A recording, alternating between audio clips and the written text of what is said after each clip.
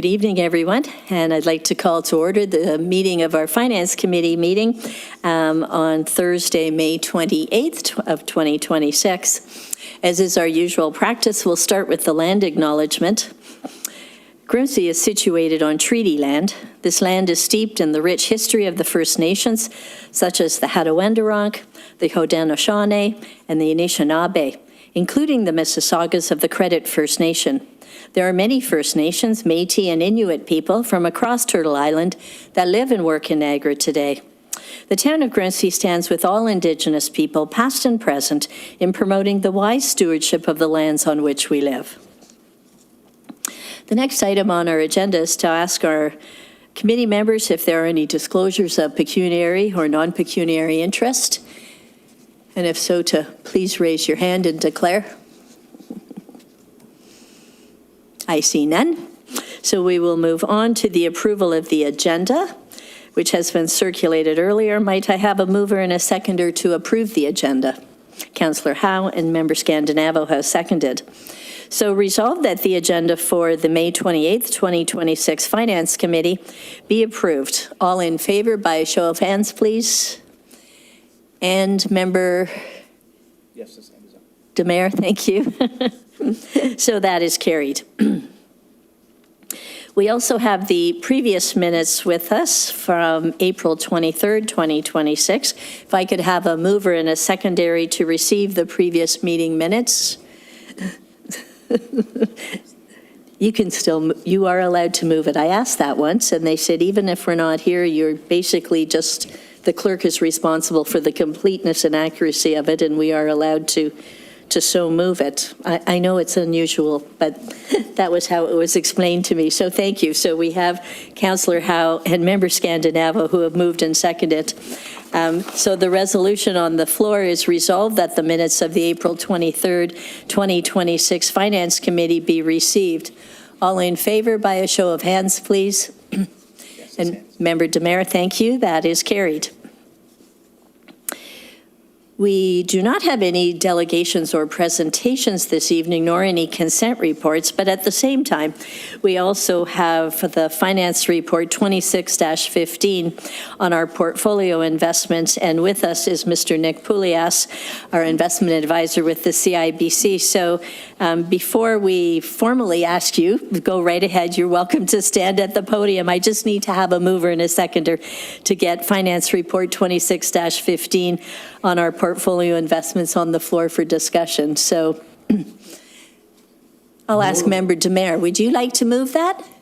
I will definitely move. Thank you. And Member Scandinavo had his hand up to second that. So with all of those formalities out of the way, Mr. Poulias, we're going to ask, you're here to speak about the report, so we'll ask you to go right ahead.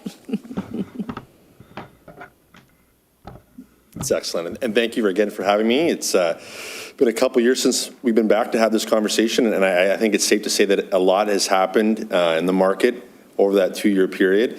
Some things have changed, and some things continue to evolve and kind of stay the same as well too. So, so tonight, really, the point of the conversation, and you know, kind of highlight for you in this presentation is kind of both a macro overview of the Canadian economy, what's kind of happening internationally as well, which we know is obviously very topical. That it's not just domestic issues. There's also other international geopolitical issues at play that are driving some local pressures as well, and then kind of just touch on what we're seeing in the bond market as a whole, given the fact that the majority of the investments, including 100% of the investments that are currently in our custody, are fixed income or bonds in nature, and thus just kind of giving an overview of what we're seeing in that space and how things are positioned moving forward. So moving forward to the next slide, and the next one after that.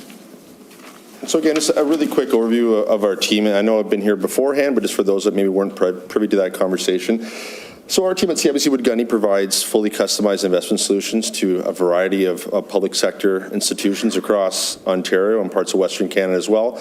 Currently working with over 95 municipal clients nationwide, overseeing almost $4.5 billion in public assets. And so we've been working with the town now for about 2.5, 3 years, and during that time frame, it's been slowly but surely building out a well-diversified portfolio and helping the town navigate start moving money out of being in cash and actually now being invested in fixed income. So moving forward, in terms of our team, not a whole lot's changed in that sense. We have made a couple new hires in the team. It's really just kind of strengthening the breadth of the team to support our clients. Jake Cranham is a new hire on our team that's been with the team for a little over a year now, and another former colleague of mine from CIBC Capital Markets, where we worked together years ago, and a bright addition to the team and someone that's been closely working with a lot of our public sector clients as well. So moving forward, in terms of kind of providing the town with a market update, it's safe to say that, moving forward again, Noah,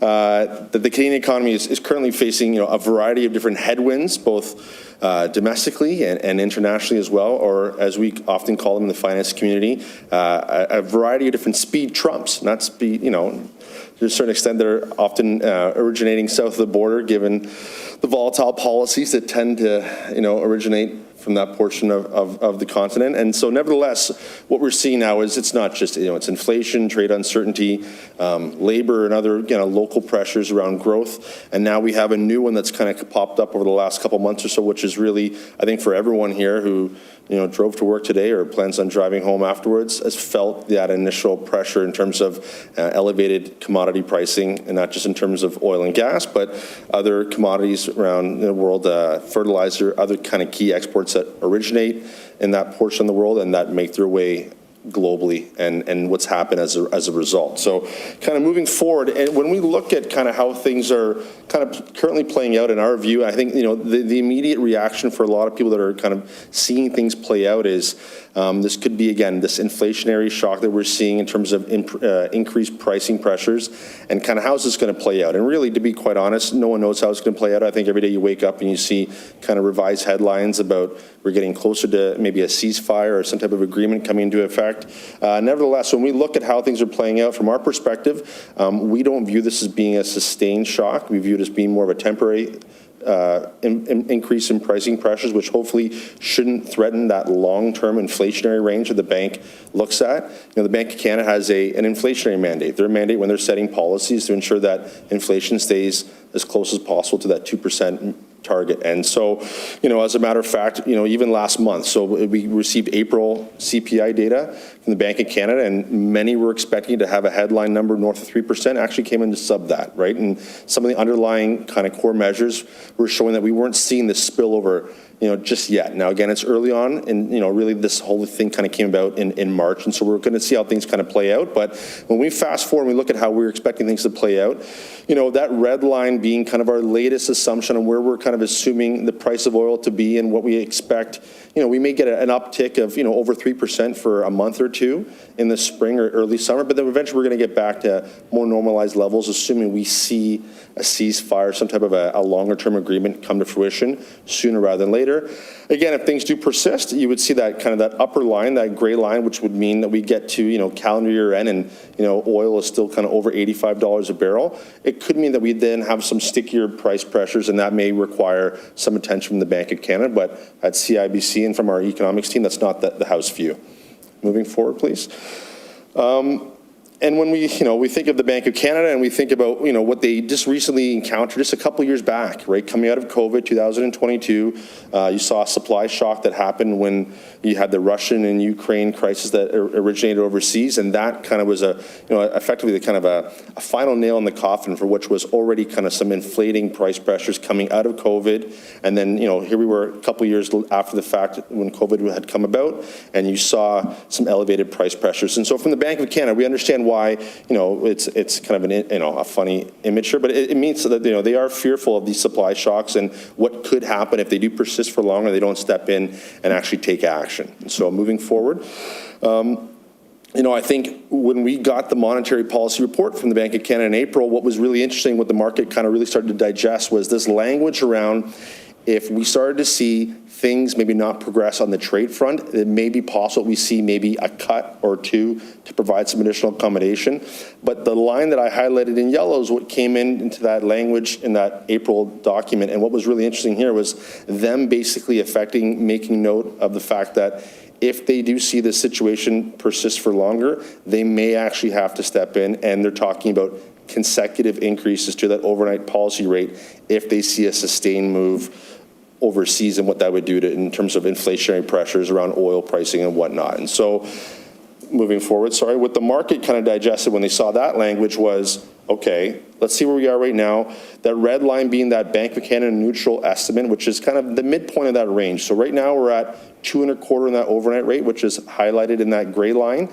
The red line being the neutral rate of 2.75 means we're slightly below neutral, right? With neutral being that 2.25 to 3.25 range.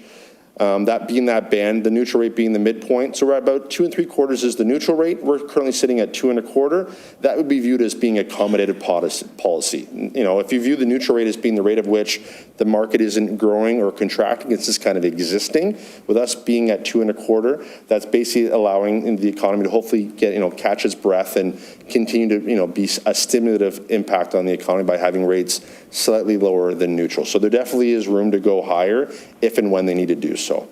Moving forward. But I think the really important thing here, and when we look at what the market's currently pricing, and again, this is live data. We're getting live pricing from the Bank of Canada in terms of what, the underlying kind of forecasts or projections from the actual market makers in the space that are actually out there, buying and selling futures contracts in terms of interest rates, what they're calling for. And it's really going to be depending upon how they see things playing out. But as of right now, markets are actually expecting for one hike from the Bank of Canada by the end of this calendar year, but not quite a full hike from the Federal Reserve in the U.S. So this is going to be very dynamic information that's going to be changing daily. We have, GDP data coming out tomorrow, a very important data print for the first quarter. And again, we'll be kind of looking to see how things kind of progress, but this would be kind of a dynamic illustration of what the market is expecting moving forward. And as of right now, they're expecting the Bank of Canada to hike rates by at least 1.25, 1/4 point by between now and the end of the calendar year. So moving forward. Without spoiling, the ending and what we're calling for, I can say that as of right now, the way things currently stand, CIBC Economics is not calling for a hike from the Bank of Canada. And really it has to do with this image here. And this is one of the key data points that's driving that conclusion. And what we're looking at now is this is underlying inflation in Canada prior to the oil shock. And what you can see going to the far right-hand side is that we're pretty close to that 2% target. And if we go back to where we were in 2022, when you had the Russian invasion of Ukraine, inflation was at a much different spot, right? We were on this upward trajectory where actually the underlying basket of inflation over the 4 core measures was actually hovering in around 4 or 5% at the time, not 2. So we're starting at a much lower point to where we were back in 2022. And so from our perspective, we're hoping that as long as we can get some type of closure on that event in the next, 3 to 6 months, that hopefully we don't see something happen that we saw a couple years back. But right now it's not the base case. And really it has to do with where we're starting from the starting point. It's a much lower average compared to where we were when we saw that other supply shock in 2022. Moving forward. And labor as well was another key driver, because labor, when you think of the labor market, when you think of price pressures being elevated, where things really get that next step and really have a chance to really penetrate the economy much deeper, is if we can get those inflationary pressures being passed along into wage increases. And when we look at the labor market in Canada, it's much weaker right now from, again, where we were back in 2022. So the ability of the market to be taking those increased price pressures and actually parlay those into higher wages received, much, much lower. It's a much weaker labor market. And so again, the combination of a lower starting point in terms of core inflation and a much weaker labor market has us right now believing that as things stay kind of as according to our base case, we're not going to have to see the Bank of Canada step in and actually increase rates given the underlying pressures that we're seeing. Moving forward. And again, this is looking at jobless rates both here and south of the border. Again, you can see the labor market in the U.S. much stronger than we have here locally. And even last week, we saw an uptick in unemployment, actually almost at 7% now. We're at 6.9% in Canada on the unemployment. Moving forward, when we're looking at things in terms of that breakout, we now saw for 3 consecutive data points over the last 3 months, negative full-time employment growth. So 3 consecutive declines in terms of full-time employment. This is that light blue bar for March, February, and January. And what we're seeing in terms of those data points now being, sorry, that was April, March, and February, my apologies, being negative. So again, we're looking at the labor market in Canada, and the underlying strength of it suggesting that right now we're not that strong, at least not as strong as we are south of the border. Moving forward. And again, we're looking at productivity and passing on those higher wages. Again, coming out of COVID, we actually were seeing that where that red bar was actually higher in Canada than it was in the US, basically implying that average unit of labor cost and compensation per hour in Canada was actually increasing. Look at the past 4 quarters, which is that last data segment for both the left-hand side and the right-hand side. We're now actually seeing higher labor growth, higher labor costs in the U.S. compared to Canada. A lot of this has to do with, their AI adoption and the increase in productivity and what we're seeing south of the border. And that's, we're looking at things here, again, putting that lens on, saying that given the overall strength of the labor force in Canada, that there most likely should not be a high instance likelihood of them actually being able to pass along these increased price pressures through to higher wages based on what we're seeing here. So moving forward. And when we look at household incomes, again, that would make sense. If we're not seeing these higher wages ending up into people's wallets, you're now seeing household incomes weakening more in Canada than they are in the U.S. And you look at kind of when that kind of crux was, it was kind of the back end of 24 into early 25, where we started seeing this divergence where our U.S. counterparts were continuing to see their actual household incomes increase, whereas ours in real terms, we're actually now seeing, average, individual households now seeing that household income actually now be declining. So again, speaking to the underlying weakness now in the Canadian consumer, which is now going to flow ultimately into growth projections as well too. So moving forward, when we look at what's around the corner as well too, and trust me, the Bank of Canada is keeping a close eye on this, which is, again, this wave of mortgage renewals that are still upcoming. So you're looking at, households now having less spending given, lower wages not being passed along. And what we're seeing as well, too, is there's still a mountain of mortgages still around the corner. So those that were out there buying homes in 21, that was peak residential, housing. In the summer of 21, you're coming out of COVID, people are out there buying homes with rates that basically next to nothing. They still haven't had the opportunity to go ahead and renew those mortgages yet. So the bank, again, I know the bank can't go out there and one-to-one influence a 5-year bond yield. That's going to be driven more by the market than the actual overnight target rate, which they can control. But again, them having influence on that short-term portion of the bond yield curve, what we're seeing here is they're fully well aware of what's around the corner as well, too. So they have to, again, be very cognizant that if they're going to be increasing rates, it has to be a sustained event overseas, which really drives that inflation almost out of their ability to actually go ahead and control it, given where they are currently. So they would actually have to step in because of the fact that it's been sustained for an elevated period of time, especially when we consider things like this, which are these upcoming mortgage renewals around the corner. So moving forward, sorry. And then when we look at excess supply in Canada versus the excess demand in the U.S., output gap is often a metric that's very commonly used. What they're trying to do here is we're looking at growth. You're looking at kind of the ratio of actual production versus potential production from a GDP standpoint in the local economy. And what you're seeing here is a positive number would be that you're actually producing more than what underlying economists are projecting was possible, versus a negative number meaning that you're actually producing less than what they projected you were capable of. And so what we're seeing in Canada is this negative output gap, or this excess slack. When you hear the Bank of Canada or other kind of talking head economists talking about excess slack in the Canadian economy, they're referring to this image here, which basically says that the Canadian economy, the way it's currently constructed, is actually producing, from a GDP standpoint, less than what it is actually projected to be producing, given the way that it's, I guess, how optimized it would be, or its actual ability to actually go ahead and produce output. And a lot of that may have to do with things south of the border,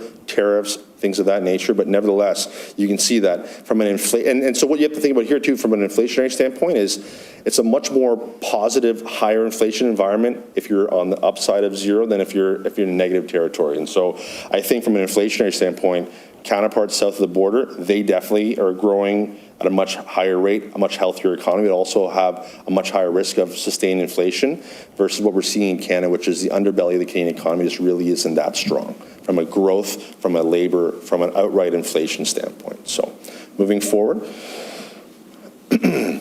without getting too deep into another one of these headwinds that we had talked about around tariffs and trade policy and whatnot, I think whenever we have conversations with economists, whether it be at CIBC or other kind of big five Schedule I financial institutions, they're often hesitant to really be making, really clear projections on how they see this playing out, because whenever you talk to an economist, they say it's hard to go ahead and actually use economic policy or rational thought process when looking at the situation, because really and truly, it's irrational. There's more of a political underbelly to this decision than it being true X's and O's from an economics point of view. And so our outright view at CIBC is that, again, they view that this will be there'll be some semblance of an agreement struck sometime in the next 3 to 6 months, and that it shouldn't carry forward through the fall and into the winter time, and that we should hopefully get some closure there on at least removing some of that overlying headline risk of what's going to be transpiring south of the border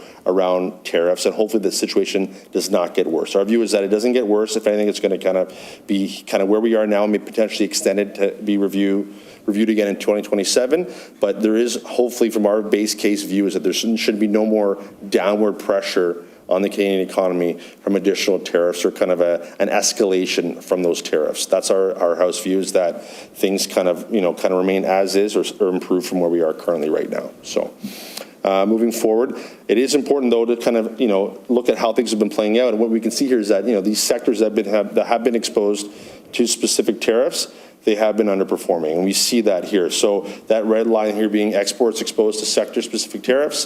If you go back to where we were this time, or the spring of 2025, when these things first came into effect, you're seeing that downward pressure versus other exports, not including energy, doing a better job of hanging in there. So obviously it is having an impact on the economy, given what we're seeing on screen. So moving forward, when we look at this whole concept of diversification of trade and looking for other partners to try and partner up with, and the Carney government's been going out there and spending more time overseas in Europe and other parts of the world to try and deepen these trade relationships.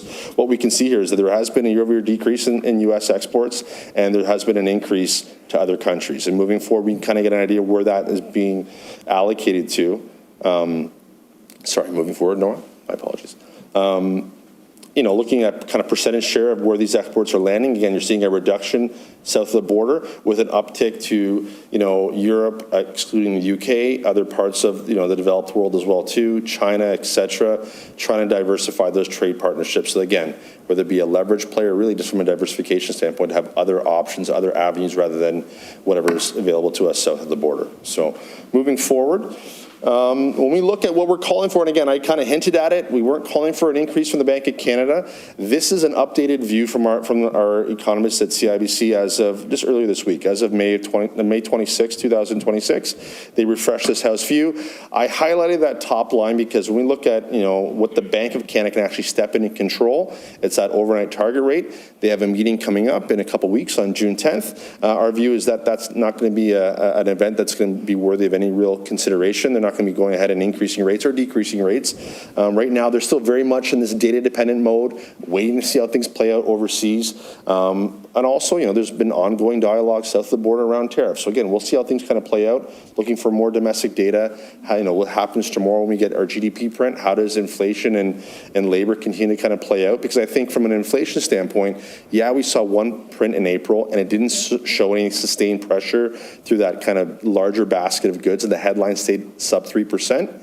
Let's see how it persists for a couple data points, right? I think the Bank of Canada is going to wait and see how things play out over, a 3 or 6 month data front period to get a better idea around any sustained pressure around inflation. But from our house view at CIBC, it's Bank of Canada on hold, letting things play out, letting, get to some type of closure around tariffs, letting see some closure around what's happening overseas, and basically sitting on their hands, letting things play out because of that underlying weakness in labor, in the underlying, inflationary basket being much more closer to 2% than 3%, right around their target.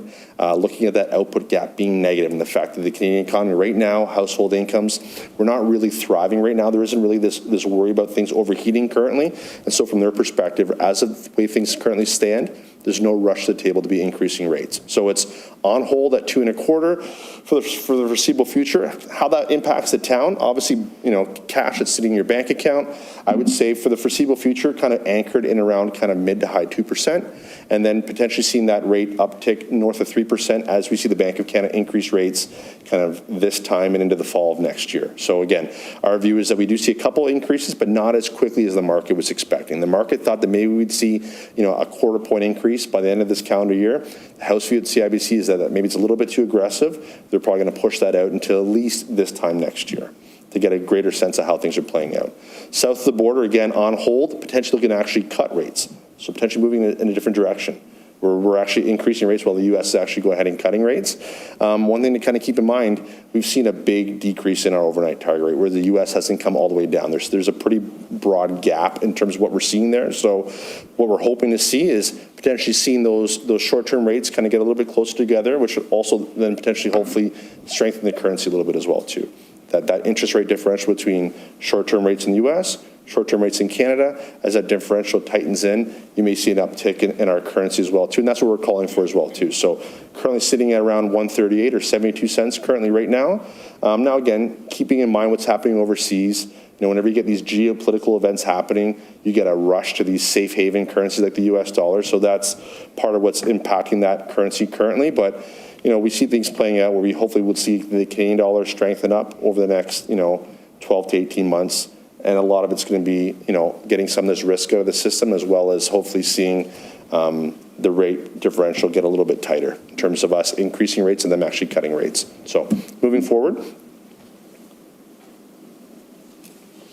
what we're seeing in terms of the bond market now. So I guess it's kind of interesting, very interesting, way it's playing out right now is when you think about bonds and you think of how they traditionally perform in these kind of risk-off type events, right, which is what we're happening right now when you see kind of a war breaking out overseas. There typically is this flight to quality, flight to safety, where people are out there rushing to buy bonds or selling stocks, buying bonds because, the world's blowing up and they want safety of a high-quality fixed income investment versus a higher risk equity investment, but that's not what we're seeing here. And then what we're seeing here actually now is this inflation push that the market is basically baking into the market now is actually winning out. And so that safety rally that you typically see where bond yields move lower when people are out there rushing to buy bonds in a risk-off event, because of the nature of the event being centered around commodity pricing and oil and whatnot, you're actually seeing the opposite happen. And we've seen the yields actually increase now. So we're talking about kind of 5, 10-year and longer bond yields actually increasing because of this massive inflationary tax. And the market's starting to bake into the market because of what we're seeing in terms of, potentially sustained pressures in terms of oil and gas and other commodities being elevated if this thing persists for longer. And so moving forward, what we're seeing in terms of other types of the bond market here, when we look at the actual corporate bond market, we're looking at credit spread, which is,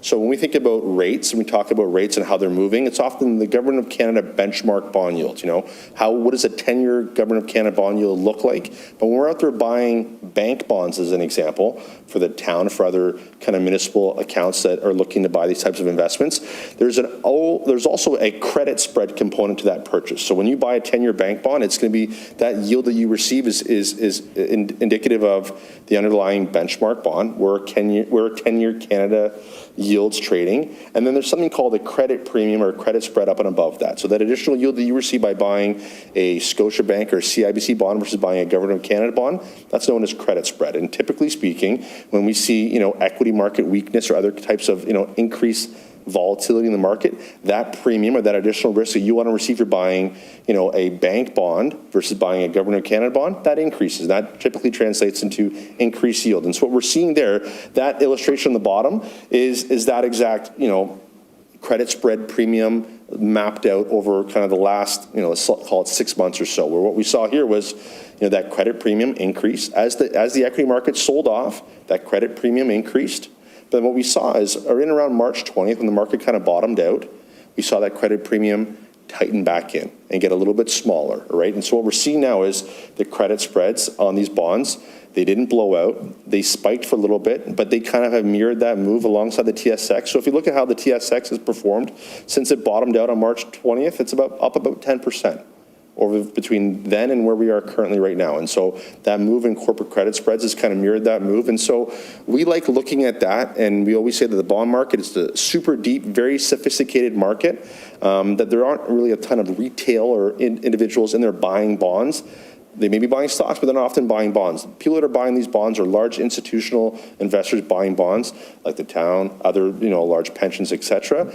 And so what we're seeing here is they're not worried. They think that whatever's happening overseas right now, yeah, there may be a little bit of sustained pressure in terms of inflation, but when it comes to the actual credit quality of the banks, of these like high quality AA credits, they're not concerned whatsoever. There's a little bit of credit premium that happened there, but you've seen that move now mirror the equity market, and they're back down to where we were pre this Iranian crisis happening, before it had taken part, in February and March. And so I think from our perspective, that's always nice to see that the bond market is reassuring what we're seeing in the equity market.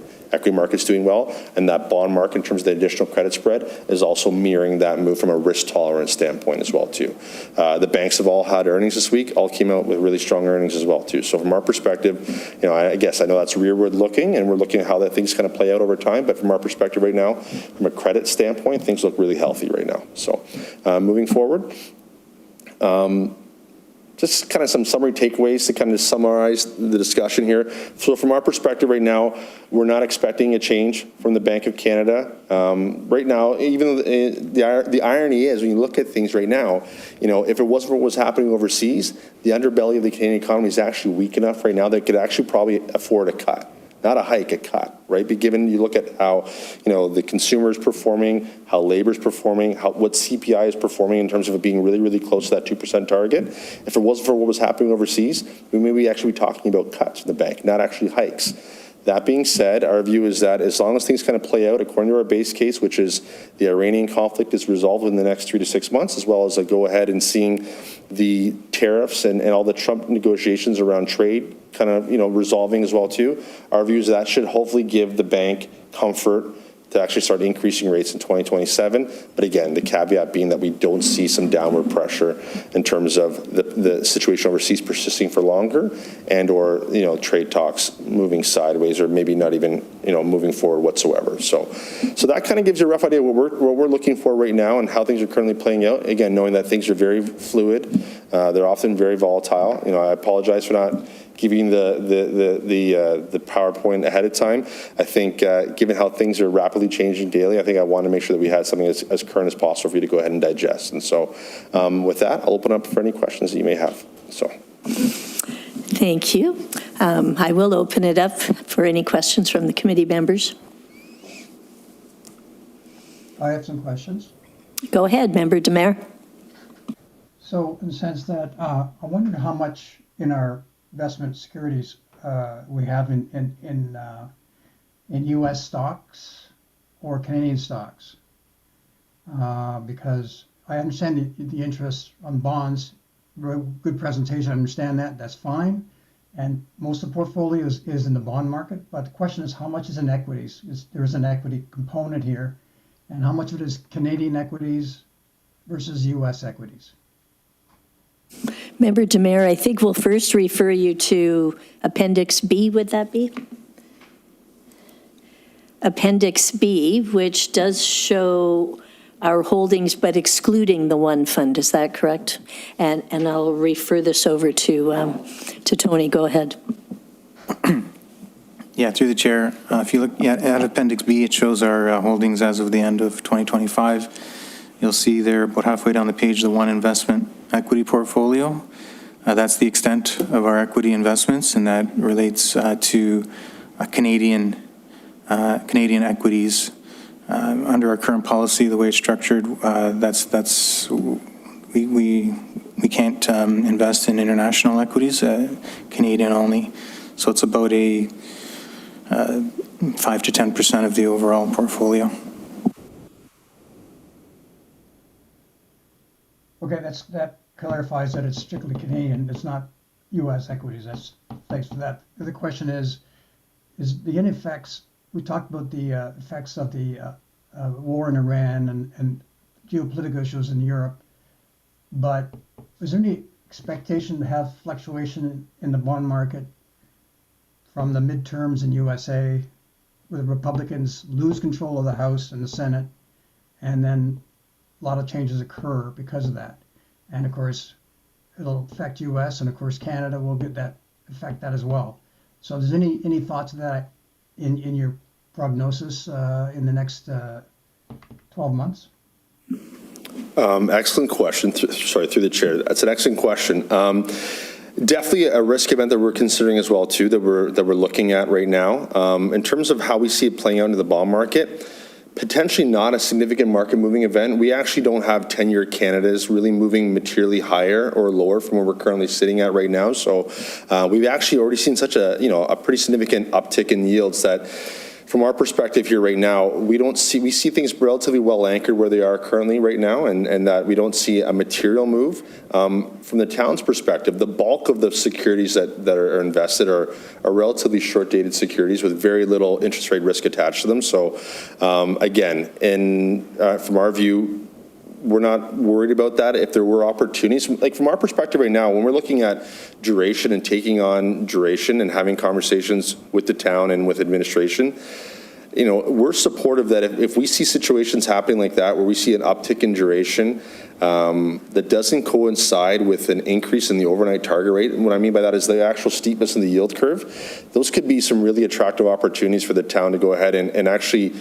term out from a cash position, which is currently earning, sub 3%, and potentially locking in, really high quality investments where there's no, consideration around the impairment of the capital.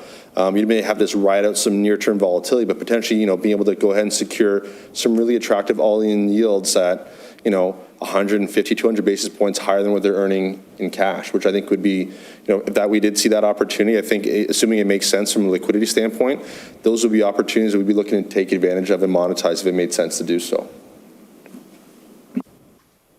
And if I could just ask an addendum to your answer then. So when we look at the portfolio, we had a couple that matured early in 2026, in February, March, and April, some $10 million, which I assume you have invested already for us. One, and sorry to put you on the spot with so much detail, but do you know what the maturity dates were on the bonds that you then went into and invested that $10 million with?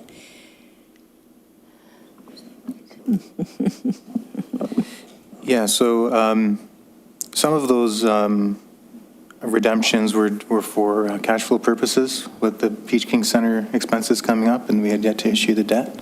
So they weren't reinvested. Thank you.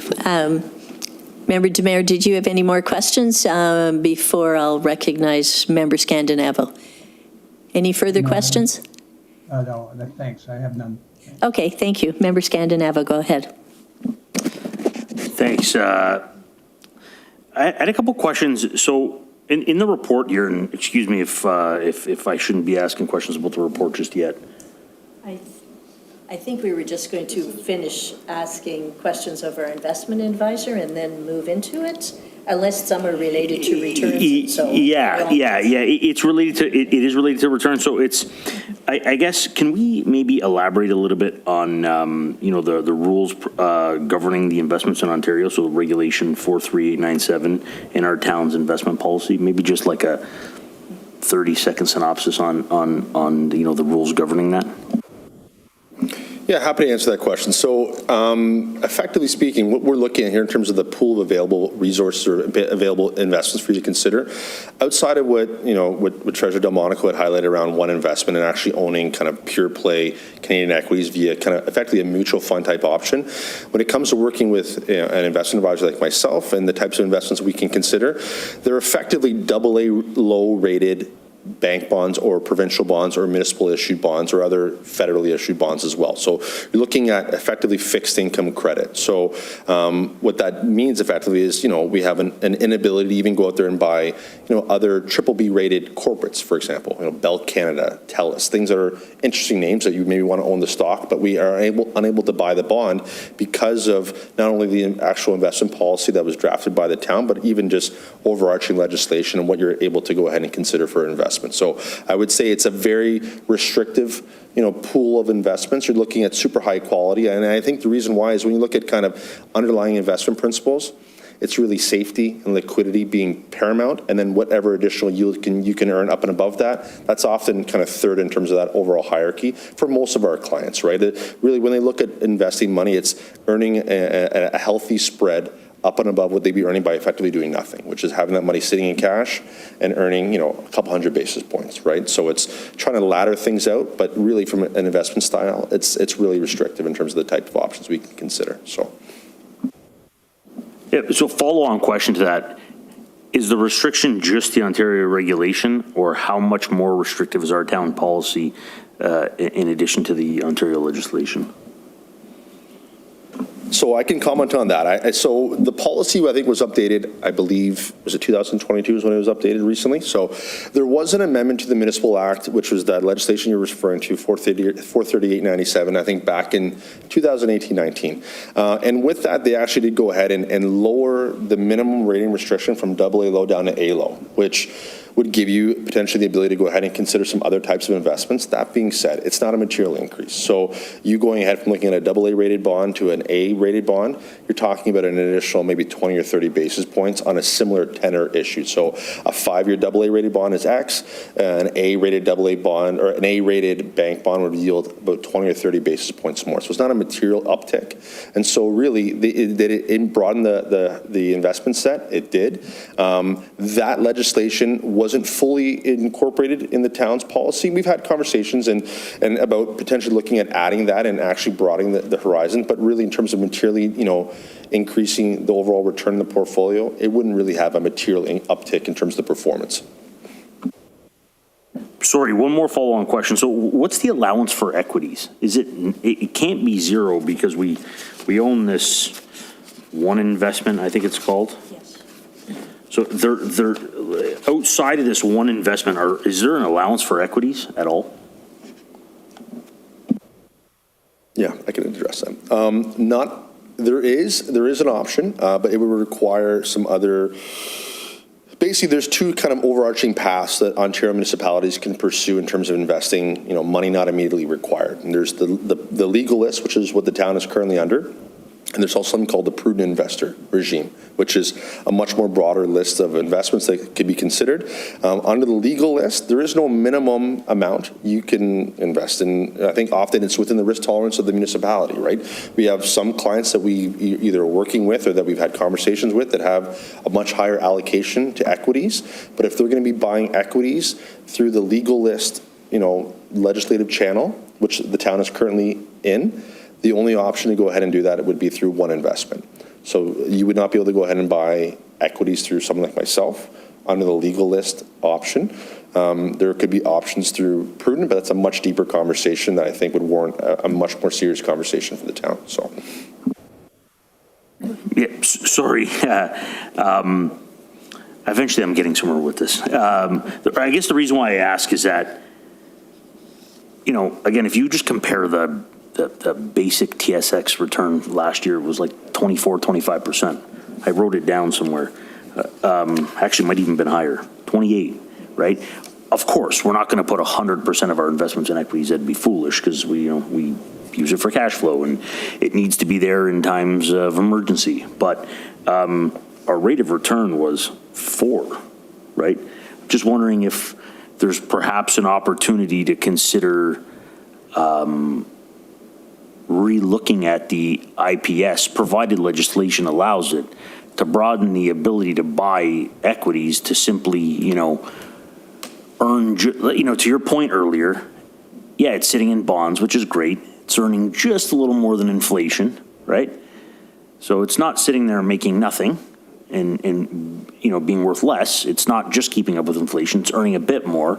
But if there's an opportunity to have it in a portion of the portfolio and something, that has the ability to grow a bit grow a bit more, I should say, it has the ability to then, effectively lower the tax rate in years where investments are good, or be put into reserves for other things. So anyways, I think what I'm understanding is that there is the opportunity from a legislative standpoint to potentially expand our portfolio to include more inequities, but that would require a thoughtful conversation with council to open and amend the investment policy statement. Okay, sorry, that was a long path to a simple question, but thank you. And I think just to add to that too, and Treasurer Delmonico had highlighted, I think, the sensitivity from a liquidity standpoint around the PKC renovation and the construction project there, and then I think just the heightened need to make sure that the portfolio was as liquid as possible, I think, would also kind of guide those conversations as well, just in terms of how that money was deployed. And I think, we always say to clients, hindsight's perfect, right? To look back, I wish I put all my investments in equity. Like, it's been a phenomenal run, right? But even over long-term historical averages, if you look at more 7 to 8 high single digits, I think the likelihood of us seeing these, medium to low double-digit returns, hey, could it happen? If I came into last year after the midst of everything that was happening south of the border and said, hey, we're going to fast forward a year from now and the market's going to be up almost 30%, I would have got laughed out of the room. What are you talking about? The tariffs, what's happening locally? Like, there's no way. So I totally understand what you're saying. And I think for a lot of times with clients, the conversation that we have always stems around, there's always going to be the ability to take risk. It's your willingness, and that's the willingness of counsel, the willingness of administration, the willingness of your own liquidity profile, and the long-term cash flow forecasting, the abilities of the town to have a clear picture when those dollars are needed. We typically say that when we're buying stocks, you got to be willing to kind of ride through those waves and be invested for 5 to 7 years to really fully ride those waves, right? Because it's not always going to be like this. There's going to be times where it's here, and maybe it stays there for a little bit, and then it comes back. So I think it's that time horizon, the ability to kind of hold it and have a time horizon that is going to hopefully mirror that time horizon of being invested in equities, right? And I think it makes a ton of sense. I know we've had conversations, and I applaud, administration for even dipping their toe in the water and actually adding it to the portfolio, right? It wasn't that long ago when things were invested pretty much fully in cash and maybe the occasional GIC. So I always say, we walk before we run, and I think, I applaud staff for at least taking that step and exposing the town to those returns. And thankfully, you're invested for a good portion of it while things are moving higher over the last year, right? So that's a good first step, in my opinion. So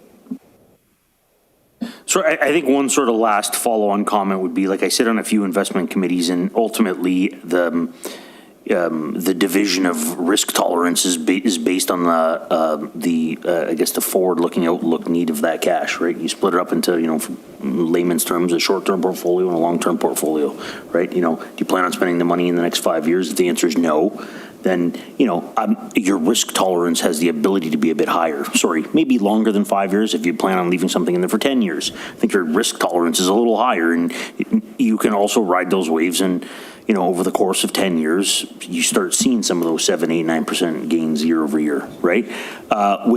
This is all in the benefit of the public, right? To, contribute more to reserves, to potentially reduce tax rates. But anyways, long story short, I think all I'm saying is that perhaps if there's an ability at one point in time to look at the internal IPS and see what the council's outlook is on some higher risk tolerances. Thank you. Any other questions from committee members? Go ahead, Councillor Howe. If I can, Chair. I guess I'm surprised that you're looking, crystal balling, 3 to 6 months until there's some relief on this oil situation. Am I correct? I think the view is that by the end of the summer, we're in a good spot. But again, no one has a crystal ball there, right? But I think that's what I'm saying, 3 to 6 months, maybe around tariff news and what's happening south of the border. Basically, hopefully saying that maybe by end of year, we've kind of worked our way through what's happening overseas and what's happening south of the border, and hopefully getting to the end of the year with hopefully some relief from some of those tensions and some of those headwinds. That's our view. Again, we'll see how things play out.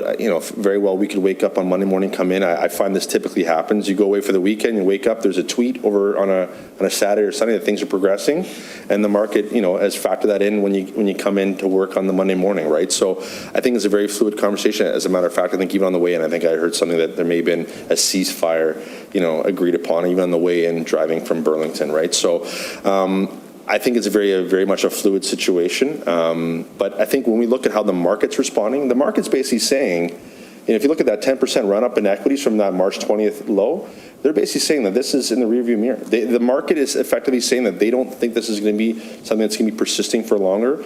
And you're seeing that in credit spreads and other kind of risky assets that would be reflective of this longer term risk. They're basically blowing it off, saying, we think we're going to be okay here, and that we have a rough idea that there's going to be an end point in the near future, and that we're not going to see elevated oil for long, and that there shouldn't see the sustained inflation price pressures lasting for extended price points, right? So in terms of monthly data points. But But again, you wouldn't be the first to say that hey, maybe that there is an outside tail risk where this could go on for longer. What does that look like, right? If I can, and I'm kind of tying it into the Ukrainian situation that, here we've got oil, it's just a commodity, but then we've got the human side of it, that it just kind of keeps chugging along, doesn't it? People have become cold to it. But does that help us long-term as an investor? If we're going to have a conversation about increasing the risk factor and taking a look at it, and I think we did, anyways, but I guess I'm just surprised how it kind of works out on the market. I used to be able to guess a little bit, but can't guess now. Again, when it comes to increasing allocation to equities, I'm a firm believer, and it just really, like member Scandinava had said, it really comes down to that time horizon conversation, right? And I think history says that whether it be through dot-com crisis, global financial crisis, COVID, you name it, if you're able to give yourself, 7 to 10 years to sit there and hang around and let things kind of play out, more often than not. And again, there's nothing to say that history will kind of be what we've seen moving forward, but that's usually been a pretty good indicator of if you have that long enough time horizon that things do tend to work in your favor. And I think for a lot of municipalities, I think where things get challenging and being quite candid is, there's an election coming up in the fall and there's change in leadership and things and capital spend changes and things naturally happen. I think that from working with, municipalities for a number of years, I think that's always been the main hurdle for a lot of our administrative staff that we work really closely with is things are always changing, they're always evolving. And so right now it makes sense to go out there and be investing money for 10 years and all of a sudden, there's a change in leadership and maybe capital spending change and other things change. And all of a sudden now it becomes a more of a challenging conversation. That's why I think if you're going to do it, you do kind of what you did here, which is you walk before you run. It starts at 5 or 10%, and then as things change and risk tolerance improves and you get a clear picture on spending longer term, then you wake up in 5 or 10 years and maybe that percentage has increased to a more healthy, meaningful amount where you are now seeing, mid to high single-digit returns because you do have, a portion invested in other riskier assets, right? But, I always say things weren't built in a day, and I like I said, I really do. I applaud administration for taking that first step because it wasn't easy, right? When they're in there adding to that portfolio, it wasn't when things were on their way up. They're often when they're on their way down, you have to kind of hang tight for a bit, right? So, yeah, that would be my thought on that. So it's looking through these short-term headwinds, and looking at, longer-term time horizon and really making sure that it lines up from that standpoint, so. Yeah. Thanks. Councillor Howe, can you turn your mic off? Thank you. Got a question? Member Demare, go ahead. So I think I've got some experience with the Ontario Mutuals who have surpluses similar to what municipalities have. And they were locked into doing bonds and not getting into big involvements of equities. However, the costs kept rising in their operations, so they needed to find some way to get some additional income. So they approached the province and asked if they could add more equities to their investments. And this was causing a constraint because, we've always done it this way. We've always had nothing but bonds. So some people said, no, that's the way to go. And other people said, no, we need to look at different ways of having like short-term and long-term investments. So in a sense, they moved on it. And the legislation allowed them a change to go into more and more equities.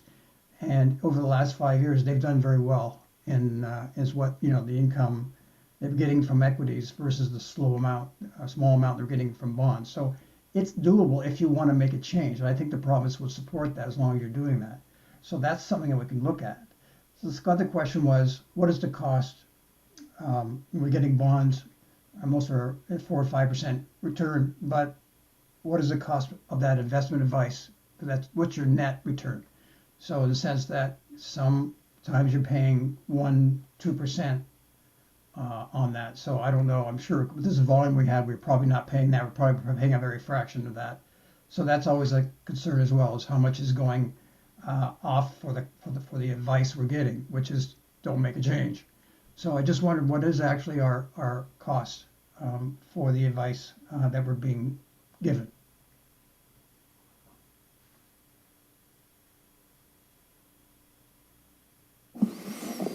So yeah, through the chair, it's not like it's an assets under management model. It's based on, it comes off as part of the transaction cost at time of purchase. But I do know that some of that information is proprietary. But I don't know if Nick wants to elaborate any further on that, but. Yeah, and thanks to the chair, and thanks to Treasurer Delmonico. Yeah, some of that information would be proprietary in terms of just kind of overarching pricing, metrics and how we go ahead and price our portfolios from a pricing standpoint. But I can say that it's significantly less than the 1 or 2% that you're referencing, and that the fees or the returns that you would see highlighted in the portfolio in the appendice that Treasurer Delmonico had highlighted, they would be, net of anything that we would have received in terms of compensation for recommending and purchasing the investment on behalf of the town. So, Thank you. We would know what the gross would be then.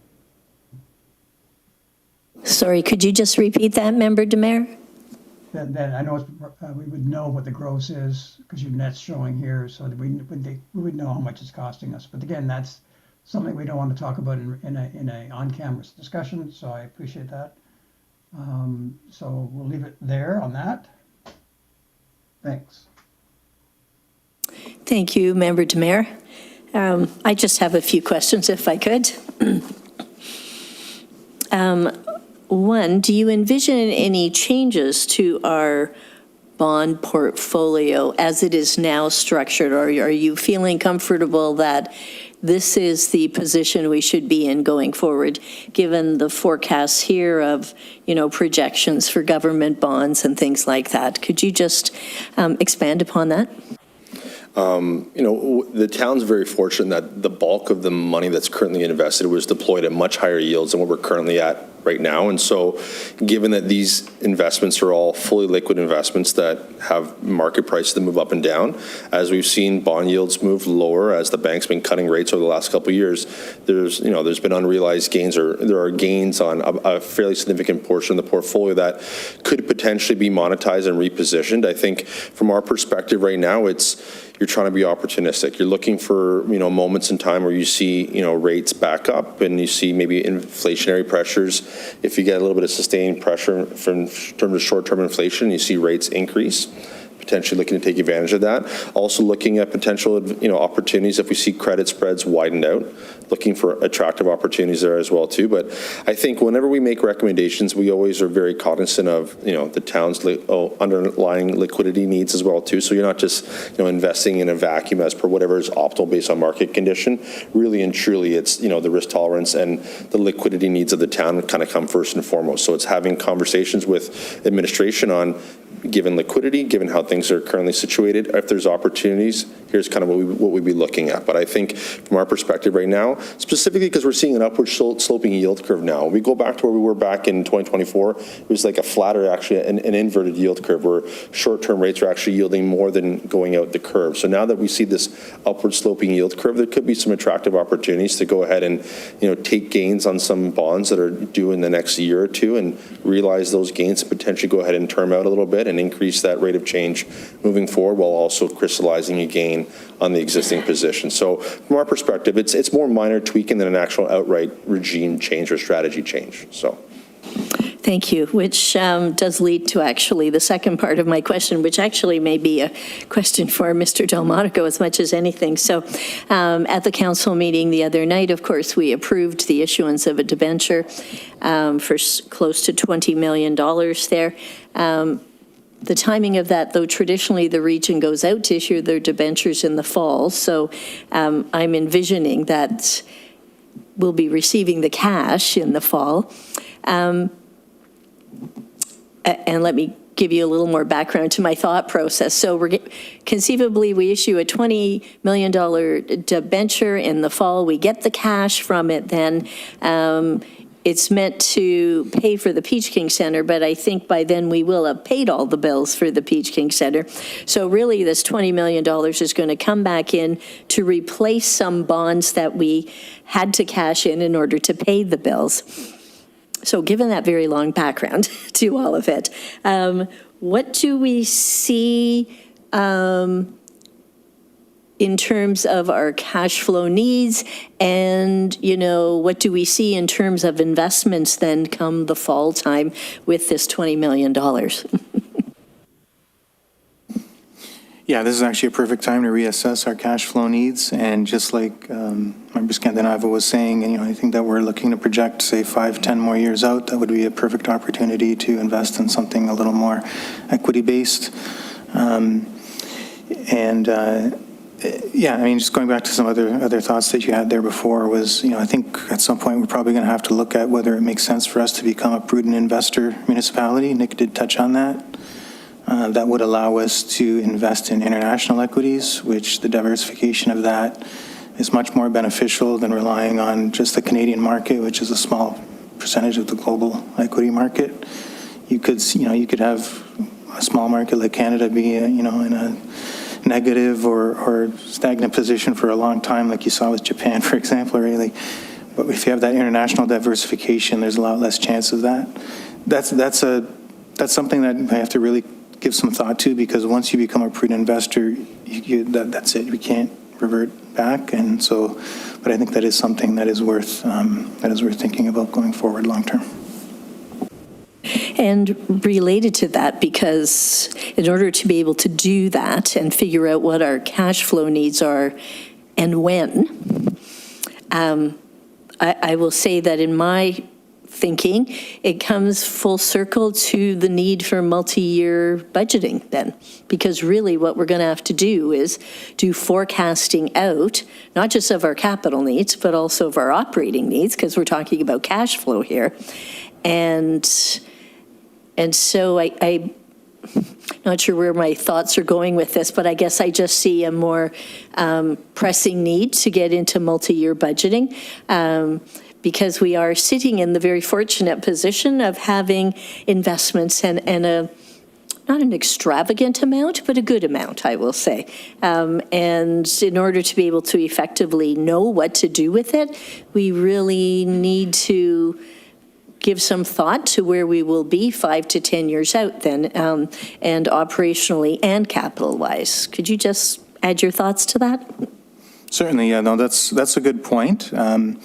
I don't think it necessarily has to depend on multi-year budgeting, though, because we do have, our 10-year capital plan has our expected projects out there. We can make assumptions as it relates to our operating budget, which should be relatively stable from year to year. But it's a good point. That's it for my questions. Any other questions? One last time from the committee members? No, thank you very much for your presentation this evening. Then we've taken up a considerable amount of your time, and do thank you for coming out this evening and spending it with us. If the committee members have no further questions, and we already have had a mover and a seconder to put it on the floor, I guess I'm just going to ask Mr. Delmonico, if one last time, is there anything from the report itself on the portfolio investments that you want to point out to the committee members? And Mr. Poulias, if you'd like to take a seat, by all means, we won't force you to stand there much longer. You've been very kind standing there for almost an hour answering all our questions. Thank you. No, I think we covered it well. The only thing I would mention is, Appendix A summarizes the holdings as of the end of the year. Appendix B provides a summary of the investments purchased and redeemed. You'll see from the report that interest related to the obligatory reserves is credited back to those reserves. That relates to reserves like development charges, the Canada Community Building Fund, Building Department reserves. The remaining interest is then put towards our annual operations to offset our expenses. But thank you.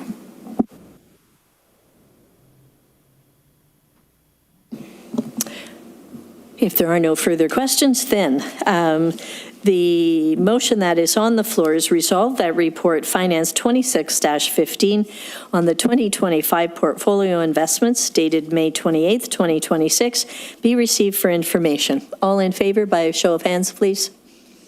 And Member Demare, whose hand is up, thank you very much. That motion is carried then. If I could now move on to the next item on our agenda. And Mr. Poulias, thank you so much. You are more than welcome to leave now. You don't have to sit through the other parts of our meeting. Thank you very much for coming out this evening. We're going to now move to agenda item 8.2, which is our finance report 26-16 on our 2025 annual building permit fee report. And I'll turn it over to you, Mr. Delmonico. I do need a mover and seconder. Thank you, clerk. I see two hands up right beside me. You may pick which one is the mover and which one is the seconder. Now go ahead, Mr. Delmonico. Thank you. This report is here for information. It's a legislative requirement under the Building Code Act. The building department is a self-funded area. Their fees are designed to cover their expenses so that there's no impact on the tax levy. The total fees collected in the year were $830,915. And there was also a budgeted transfer in from reserves of $438,000, bringing total revenues for the building department to $1.2 million. Total expenses in the year were $887,163, leaving a surplus of $381,782. Just to put that $381,000 surplus into context, the $1.2 million in revenue does include that $438,000 transfer from the building department reserve. So without that reserve transfer in, the building department would have actually experienced a deficit rather than a surplus in the year. And you'll see that in the building department reserve, beginning and ending balance and transactions that's in the report, you'll see on the bottom of page 2 there that the building department reserve position declined slightly during the year from $1.973 million to $1.936 million. Thank you. And if I could add to that, when the consultant came to speak to us about this particular topic, when he came to council, I remember him saying that a reserve fund balance of about 1.5 times the annual operating costs would be considered to be our objective, I'll say, or the range that we should be in. Not that we have any choices under the legislation as to what we do with it, but just as sort of guidance as we go forward. Any questions from any of the committee members on this?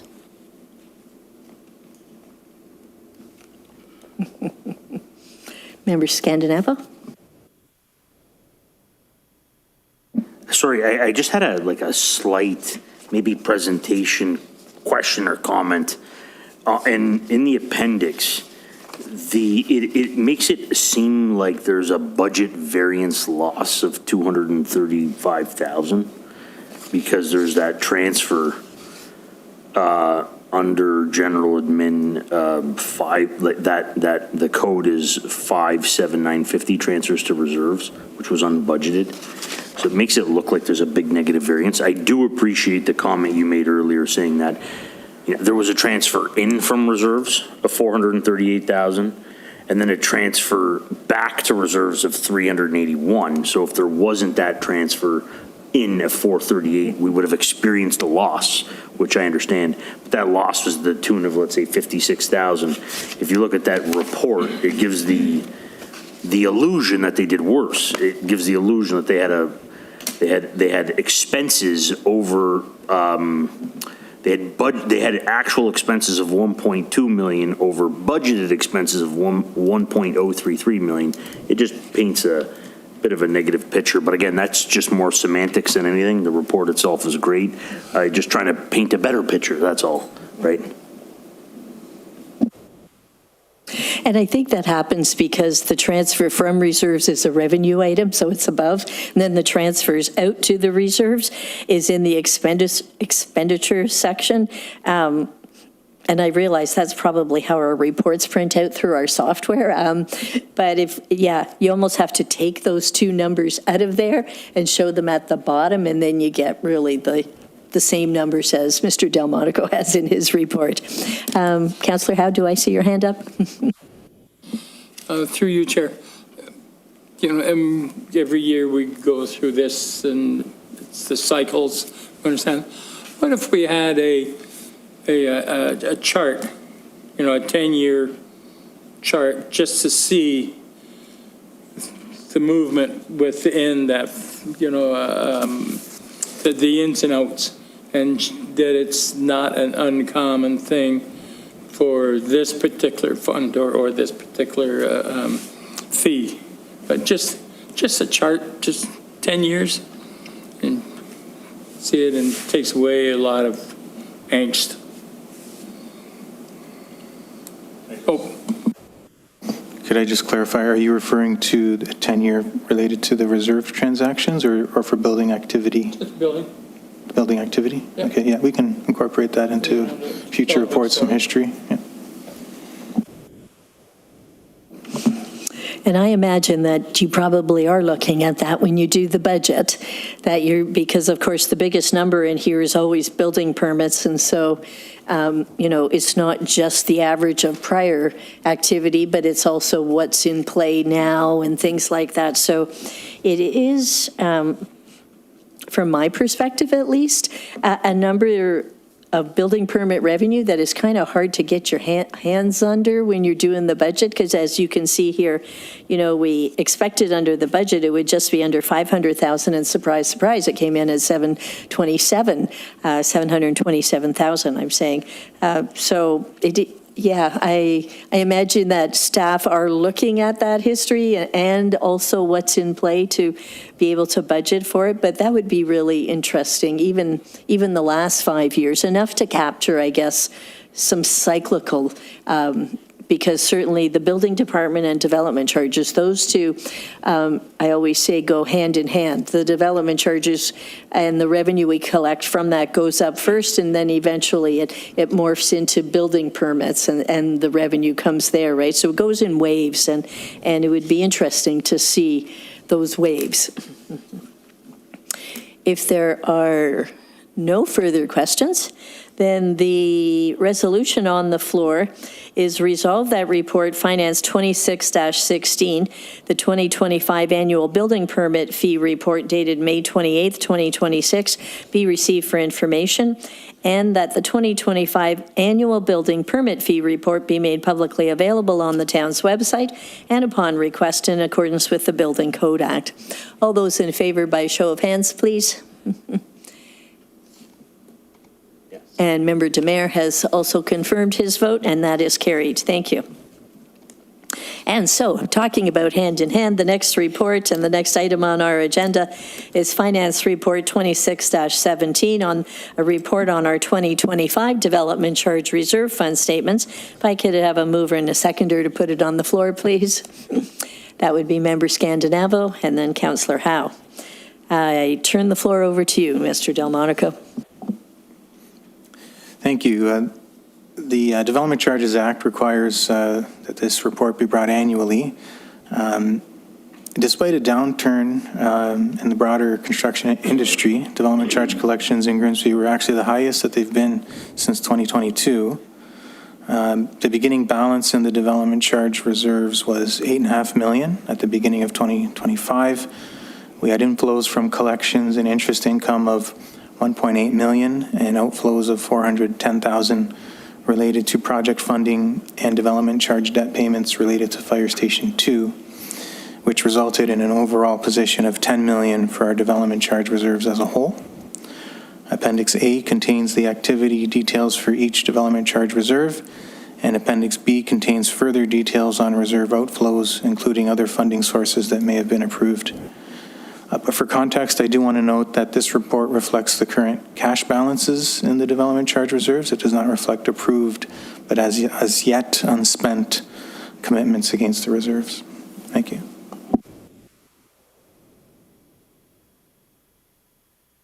Member Scandinavo, your hand is up. Go ahead. Thanks. Just out of curiosity, on Appendix A, I believe it is, which is the table that summarizes the total in the reserve by I guess, subtype, you know, how much is in the fire protection services, how much is in the storm drainage, how much is in the wastewater, and so on and so forth.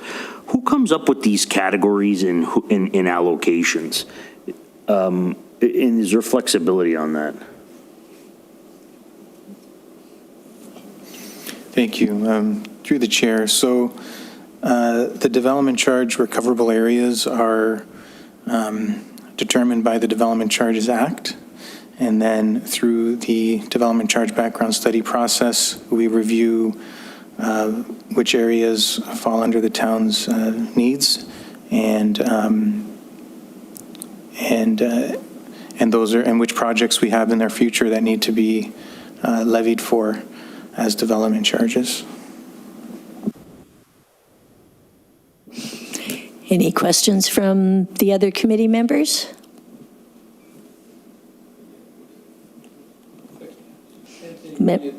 Member Howe, do you want to put your mic on, please? No, I'm just kidding. I'm in trouble now, aren't I?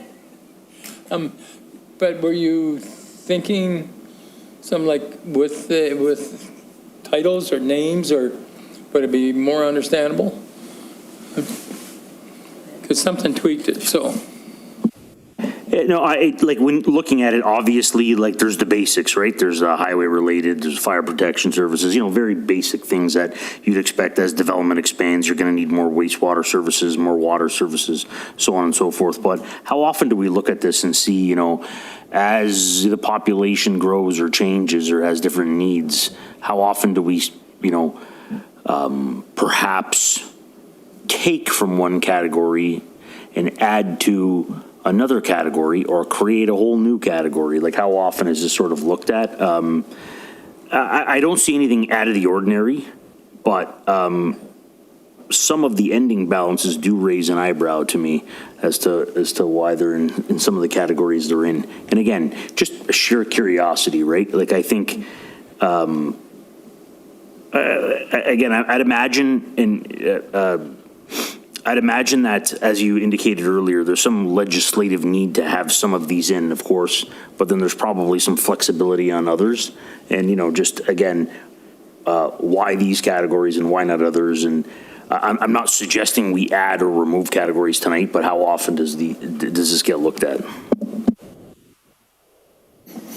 Yeah, thank you. No, it's a good question.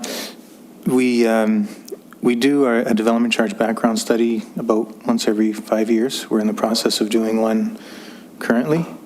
And so that's the opportunity to review the town's future capital needs, what projects need to be incorporated into the study, see what impact that has on our development charge rates. That would be the time to see if there's a new category that we're not collecting for. I don't think there's anything that would be looked at as a new category that we aren't already collecting for. But yeah, that's the time to review. And then further to your point about the balances and the reserves, that's actually factored into the calculation. If, say, we had so many projects going forward in the last few years that made a reserve go into a negative balance, that could be, that negative balance gets taken into account as, okay, well, we got to get this back up as into the, what's called the quantum of the charge.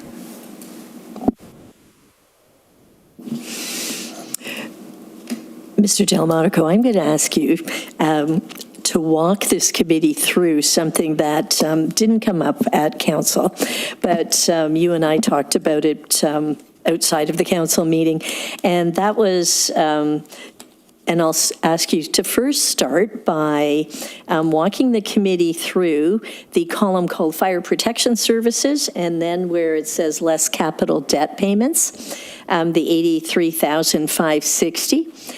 Just to explain how that comes about. That's the first part that I'm going to ask you to walk through. And then the second part is the fact that we have approved the debenture of, I'll say, approximately 20 million, of which I believe 9 million is specified to be from the development charges.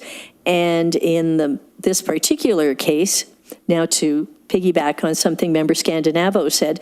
When you look under the column of community service, there's only 1.6 million. So I think the Fire Station 2 is kind of a good historical example to walk us through. And then if you could walk us through what will be taking place going forward with the issuance of the debenture and how it hangs together with our development charge accounts here. Yeah, certainly. So yeah, if we take a look at the Appendix A, you'll see, for example, the Fire Protection Services column. That's the second column in.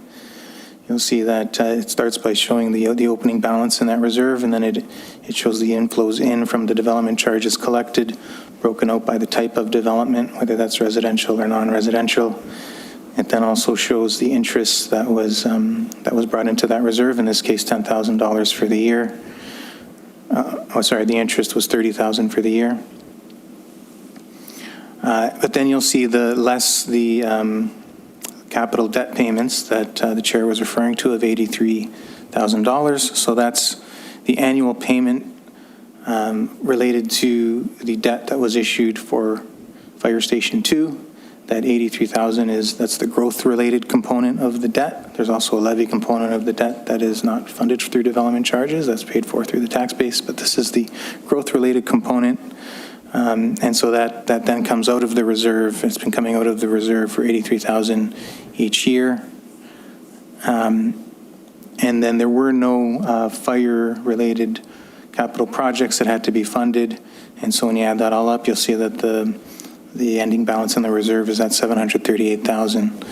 So as it relates to the Peach King Center project and the debt that will be issued, so that will be related to the community services category, which is on the right-hand side of the table there. You'll see that the opening balance in that reserve was 1.1 million, and the ending balance was 1.6 million. So what's going to be happening once we issue that debt, that 9 million of growth-related debt that the chair referred to, is the annual debt payments for the next 30 years. They're probably estimated to be about 500,000 or so, would be coming out of that community service reserve.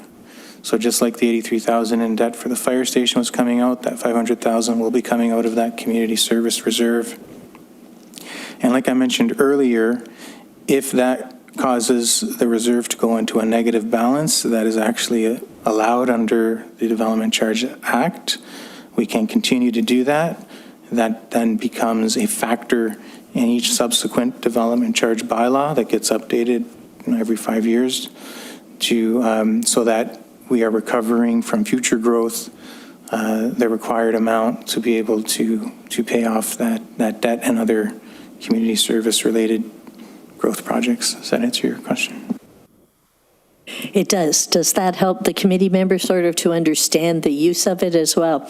I'll just add on to that because, of course, when Mr. Delmonico and I were talking about this, I said, there's probably 3 forks in the road that are ahead of us. The one fork in the road, the first one is that, imagine a scenario, and I'm not saying I'm not grading the probability, I'm just explaining there are forks in the road, that we recover or that we get no development charges in the next while. Well, with 500,000 coming out of this account in about 3 years plus, this account would be drawn down to zero and then conceivably would go negative, which of course we don't really want to have happen. Scenario 2 is that we collect enough as we go along and we continue to replenish this account. And then scenario 3 is the one that I call, we collect bucket loads of development charges, just, tractor trailers full of this, and it totally replenishes this plus. And inevitably we will probably be at that second fork in the road. But as the town develops out more and more, and as we have, as we go into intensification much more so than just broad-based, development of vacant land, that's the only way, inevitably, we are going to finally be able to still collect development charges to pay for some of these things. And I guess in an absolute worst-case scenario, which I guess was fork number one, door number one, you know, at some point in time, bills have to be paid, and it conceivably could switch over to being a taxpayer-funded commitment. But we will hope we never have that scenario, and that we're in scenario or door number 2 and 3. Are there any further questions from committee members about this report on the development charges? I have one. Go ahead, Member Demare. I was looking at, on the report presented, it was talking about where this report goes. And it goes to council, of course, and it's also available to the public. It's also going to the Minister of Municipal Affairs and Housing upon request. So the question is, their request, I assume, so have they ever requested it, and if so, did we send it, and what did they do about it? Just filed it, or did they come back to us with anything? So thank you through the chair. So they have not requested it. If they were, then we would provide them with the report or access to find the report on our website.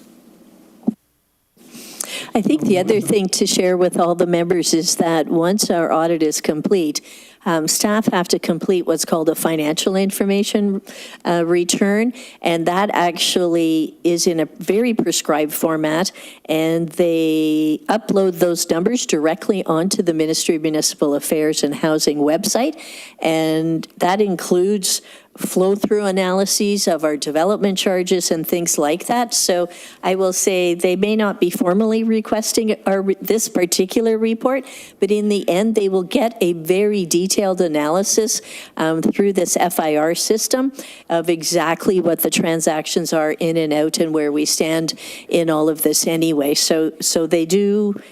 It is prescribed all municipalities in Ontario have to submit their data into a specific website for the Ministry of Municipal Affairs, and then it's up to them what they do with that information. The question is, have they done anything with it, in the past? We've never heard from them. They get the data, it's being collected. I assume they're doing some data mining on that, but we've never heard from them. And or other municipalities have not heard from them either. So it's just going into their data management and they're not saying anything. So it's just interesting if there was any response or what their plans were with that data. I can go back years and years and years and tell you that after they were submitted, they used to send questions to the various municipalities. There used to be questions that would come to the treasurer and his staff, questions about the FIRs. I don't know, Tony, do you have any more current experience have you ever had any questions from the ministry? Yeah, I'd say not directly, but there have been different changes to the development charges legislation over the past few years. So I would hope they would take municipal numbers into account when making those decisions. Angela may have some additional comments to that if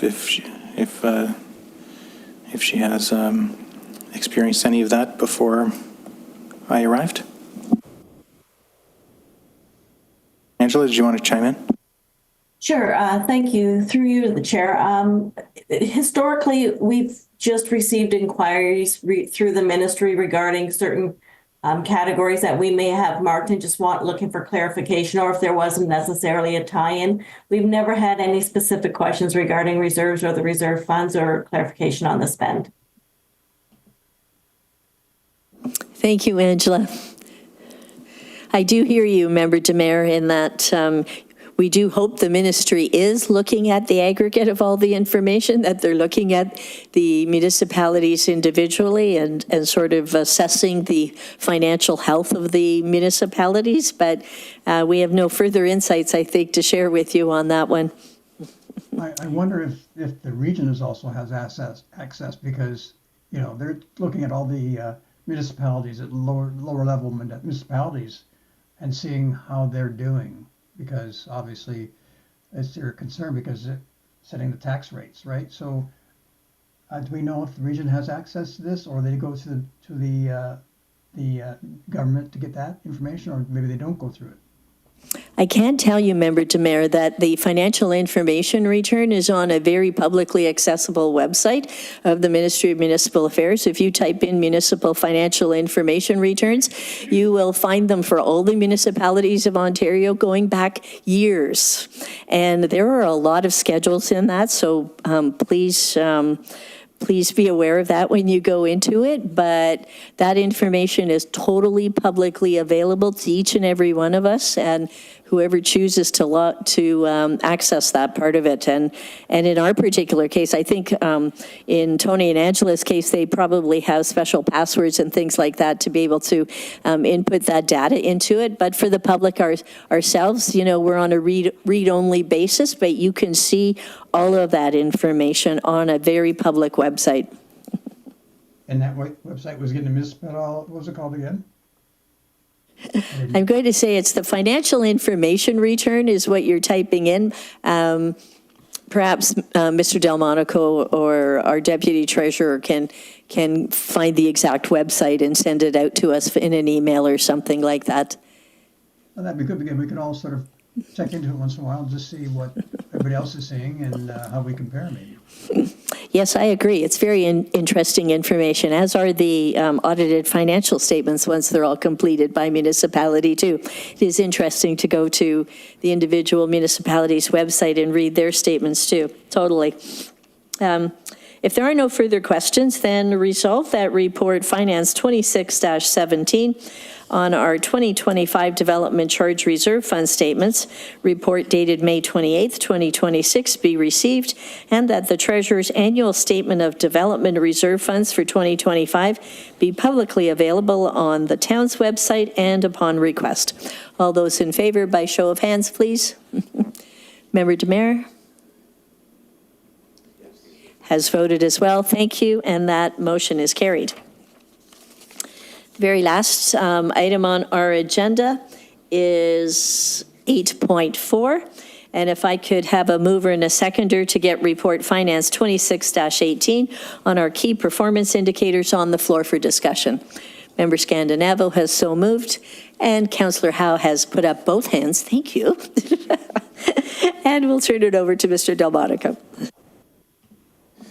Thank you. So I've prepared some slides to help explain the report and help you digest it a little better, hopefully, if Noah can call that up, please.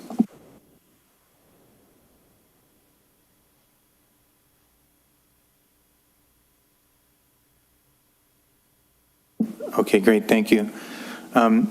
This is the kind of report that I think we can build on as time goes by and use it to see if we're making progress or falling behind in certain areas. And the written report has 3 appendices. So I'll start with Appendix A. Next slide, please. So Appendix A is based on data that is compiled and provided to us by the Ministry of Municipal Affairs and Housing. This is based on 2024 data and contains comparators with other Southern Ontario lower tier municipalities such as ourselves. They break these indicators into 2 categories, sustainability and flexibility, and we score in the low risk range in all these indicators. The first indicator at the top of the table there relates to our taxes receivable. Our outstanding taxes receivable were 5.2% in 2024, which was better than the median for Southern Ontario municipalities, which was at 7.8. And we recently brought a report to committee showing our 2025 figure, which rose slightly to 5.4%, but still well below our comparators. The next line there, the net financial assets, that's a ratio of financial assets versus financial liabilities. So the higher number, the better. We're at 153%, which is a good indicator, better than the comparator average, which was 72.7%. As for total reserves as a percent of municipal expenses, this is a measure of how much money has been set aside for future needs and contingencies. Our measure is 117.9% versus our peers at 64.7%. So this is a good sign. although it isn't my favorite metric, because it doesn't consider the purpose of the reserves. We know that asset management reserves are meant to cover future capital costs, not day-to-day expenses. The last one there, the cash ratio, measures cash and cash equivalents as a percent of current liabilities. And it shows how easily we can cover our upcoming obligations. Our score is 191%, which shows we have enough cash and cash equivalents to cover our near-term liabilities almost twice over. The median and average were very different for this measure. The median was 153%. The average was actually 205%. But either way, we're above median and just about at the average of our comparators. Next slide, please.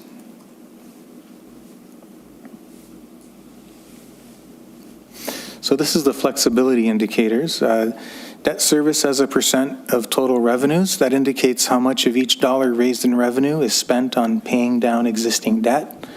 A result below 5% is considered low risk by the MMAH, and at 1.1%, we remain well within the low risk range and below our comparator levels at 2.2%. Now, this measure is expected to increase slightly as Peach King Center debt is issued in 2026, but we're still going to remain within that low risk range. The next one there, the closing amortization balance as a percent of total cost of capital assets, that indicates how much of our assets' life expectancy has been consumed. At 33.4%, this indicates that our assets still have about 2/3 of their useful life left on average. This metric has been trending up lately, and that's consistent with what we'd expect given the catch-up required on the asset management front. The last one there, annual surplus as a percent of own source revenues. This indicator reflects the municipality's ability to cover operating costs and generate funds for other purposes such as reserves and debt repayment. Results above zero are generally considered low risk. At 17.7% in 2024, we remained in the low risk range and were slightly below the median of 20.8. This also isn't one of my favorite metrics because the reason is that it can vary widely from year to year. But it is a good measure to use for trends and see if we were to start seeing operating deficits year after year, that would be something that obviously would need to be addressed. Next slide. So moving on to Appendix B, the following information is taken from a consultant report that Fort Erie commissioned related to their asset management plan. And the next several slides are taken from Appendix B of that report. And I thought it would be relevant to share given the asset management discussions we've been having. And the consultant did concede that this information isn't the easiest data to obtain and may not be entirely comparable apples to apples across municipalities, but I can confirm that our numbers as presented here by the consultant are accurate. So our asset management contribution level relative to the replacement value for our tax-supported assets are shown here on the slide. This graph shows the relative level of contributions to reserves for asset management purposes for, again, for tax-supported assets. So we're putting away 0.31% of our asset value each year, which puts us on the lower end of the spectrum compared to others in the region. When we factor in senior government funding, our contribution rate increases to 0.52%, but that's still about halfway short of where we estimate we need to be sustainable long-term, which is 1.2% of our asset value, or approximately $9.1 million per year in contributions to reserves. Next slide.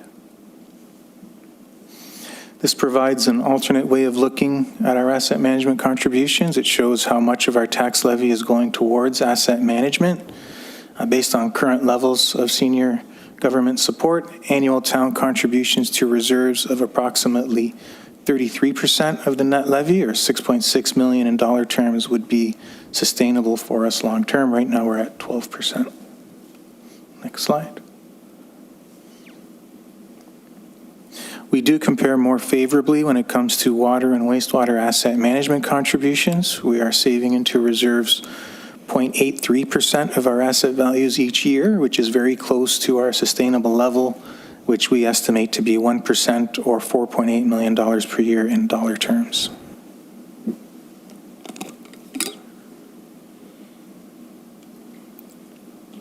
Next slide, please.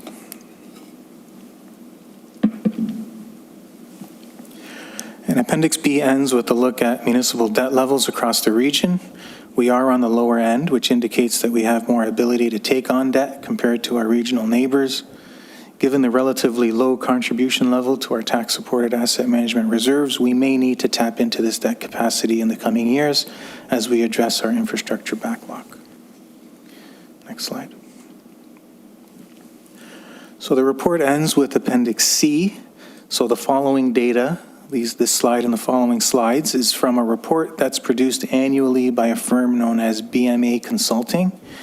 It includes data for over 120 Ontario municipalities that make up almost 90% of the provincial population.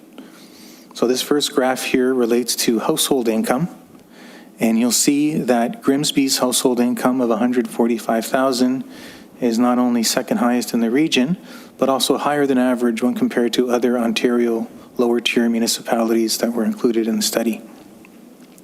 So this provides us with an indication of our community's capacity to pay for services and is a good sign of the overall strength of the local economy. Next slide.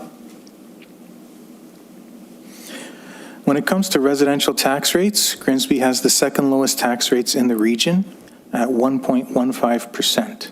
Now, what this refers to is the combined municipal tax rate, town plus region, but excluding education. So for every $100,000 of property assessment, residents pay 1.15%, or $1,150 in municipal taxes. That puts us right about at the provincial average. And for some additional context, only 0.34 of that 1.15% relates to town taxes that we have control over. The other 0.81 relates to regional taxes. Next slide. On the industrial side of things, we're also second lowest in the region with a 3% industrial tax rate. However, we are higher than industrial rates across the province, as are all other Niagara region municipalities. And again, of the 3%, the town tax rate makes up only 0.89 of that. Next slide. Looking at our assessment base, 89% of our assessment is residential, with 8% being commercial and 1% industrial. Only 2% is considered farmland. Next slide. By comparison, across the region, assessment is very similar in terms of commercial and industrial, 8% commercial and 2% industrial across the region. Where things differ is residential and farmland across the region. Residential makes up only 82% because farmland makes up a larger portion of the assessment at 6%. Next slide. If we were to zoom out even further across the province as a whole, again, industrial and commercial remain at those 8% and 2% levels, but with farmland making up 11% of the assessment, residential becomes smaller and only at 77%. I know it's hard to read there, but it's at 77% of the assessment. So that's my last slide here. Just to conclude, as I said, I think this is something we can continue to build on over time and see if we're making progress and where we're falling back in certain areas. But I think it's a very positive sign and many good indicators that show Grimsby in a very good light. Thank you. Committee members, any questions? Councillor Howe, go ahead. Through you, Chair. Can we get this emailed to us or something in a package? Graphs are much easier for me to understand than words. Yes, sir. I'm going to say, would you like it hard copy printed? That's the only way you'll get color. Large print? Large print.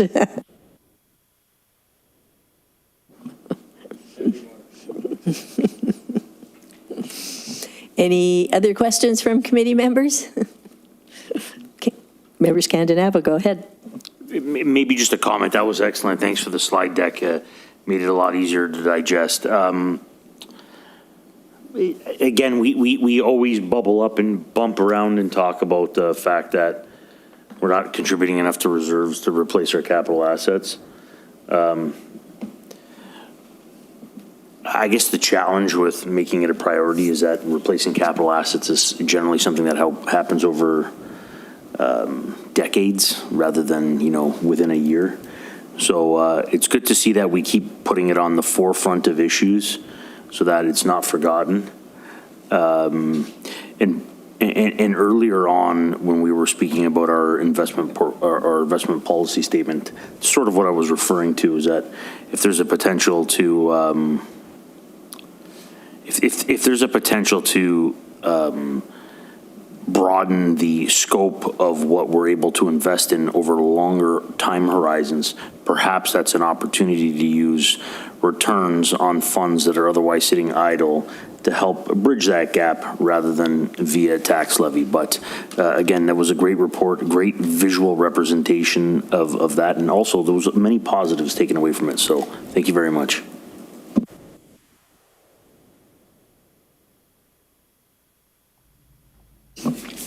Any further questions or comments? I have one. Go ahead, Member Demare. Yes, this is an excellent report. It's moving us to sort of like giving us a report card for the various municipalities in the region that we all can use to sort of check our progress in moving into a more positive situation for the taxpayers, but also gives the region, I would think, something to look at as well to see, okay, who's doing what and what the effect their tax increases are affecting the municipalities below them. So I think this is a great start to give us the idea of a report card on an annual basis to see where we're going. And obviously the consultant that was doing this for Fort Erie had access to the information somewhere. So he's pulled that information together. So this is great to have data going out to everybody to look at it and compare each other. So again, great report, and thanks for that. Thank you, Member Demare. For those who are interested, if you go to the Region of Niagara website, and I just quickly went there, and you look under government and budget taxes, there is a place there to calculate your property taxes, and you put in your city or town, you put in your assessed value, and it actually comes up with a calculation.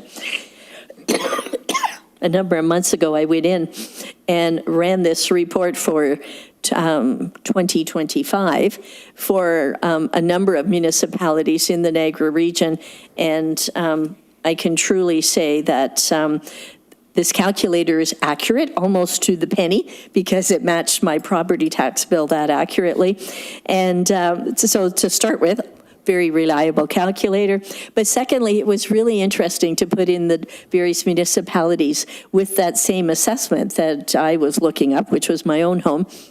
And then to see, and I can say that, what I saw printed here is mirrored in the report Mr. Delmonico put together that Niagara-on-the-Lake, for example, we're sort of comparable to. And I was absolutely astonished when I put in some of the other municipalities who have big commercial and industrial assessment bases, but how high the property taxes were.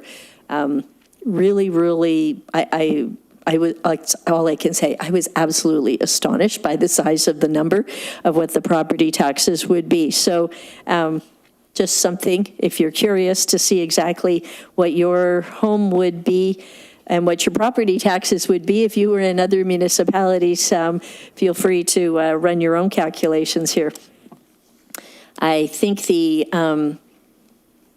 I have to say, when we start doing comparators like this, it is so interesting to see those numbers proved out. And so thank you very much for doing that. I guess I always then say, and some of you are used to this, it's like, okay, what next? What next steps, right? And one of the things that I'd like to put on the table and ask for my fellow committee members' thoughts is these KPIs are done at a very high level by municipality and comparing to other municipalities. But I believe there are KPIs even through the FIR returns and so on that dive into things in a deeper basis, things like public works and community services and so on. And so I guess my question is, would that be useful information, either that the departments themselves need, or ultimately that this committee may ultimately need? And I'm really talking about the future because we only have one committee meeting left, and that's in June.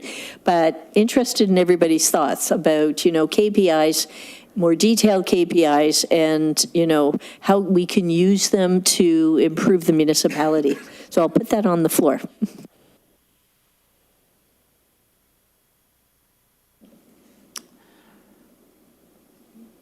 I've never thought of having comparable data as a bad thing, right? It's always great to benchmark yourselves against others that are in a same or similar situation, So I would, again, provided that it's not a massive lift to provide some of this data, I think it would be great.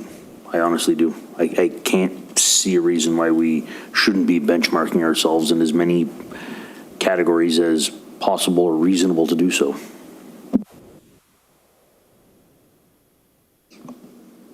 Other committee members' thoughts? I think it's a good idea to benchmark ourselves against other municipalities. It's also a good idea to benchmark ourselves against the region, because that's a big hunk of our tax dollars. So see what we can find out about what they're doing and how they're doing it. So I don't know if that's possible. I don't know if that information is available.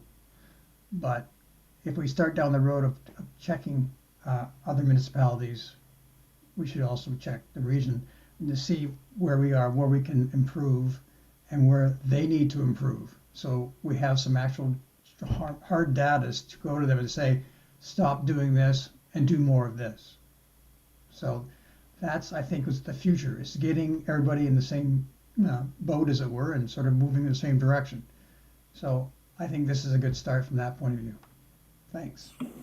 Member Demera, I will, although I will by and large echo those thoughts, upper tier municipalities sometimes offer similar services to what we do. And I'll say things like roads. They have winter control of roads. But then when it comes to things like water and wastewater, they are the water treatment plant. They are I'll say the wholesaler, and we are the retailer. So we start comparing things, and we're not really offering the exact same service, right? Whereas with the lower tier municipalities, most of us are offering those very same services, so that, Lincoln and Pelham and they all have the exact same services that we offer. So it becomes more useful information to compare to them. It becomes a little harder when we go to the region. They're the ones offering long-term care homes, and they're in charge of our, I'll say social services like welfare and on and on. And so it becomes a little harder to actually make those KPIs comparable. I'm sure if there's, on a high level, obviously, they have things like debt, they have reserves and so on and so forth. And so it is, at a very high level, it is possible to compare to them, but I don't know once we get into the nitty-gritty details how comparable they would, or how useful that information would really be. But certainly some of their information would be very, very interesting to compare to as well. Just a couple observations as we were getting into the report, because of course I was reading it earlier as well, and the city of Thorold often comes up, as doing even better than we we are in terms of their statistics. And it's my understanding that they have no financial debt, no debt at all, and therefore they have no principal and interest payments on debts like we do. A very long time ago, I believe they sold their locally owned hydro. They took that money and invested it into a community hub, which I will say would be comparable to our Peach King Center as what we just did. And that was how they invested the proceeds from that. So just some, when you start to look at some of these municipalities, you actually kind of have to know a bit of the history of how they ended up there and why they are there. But it is really interesting to follow that. Some of those municipalities, Tony had mentioned it earlier, have a significant amount of farmland within their geographical boundaries. And farmland pays a tax rate that's about a quarter of what the residential rate is. So lovely as the farmland is, essential as it is, it doesn't help pay the bills very far if you're a municipality.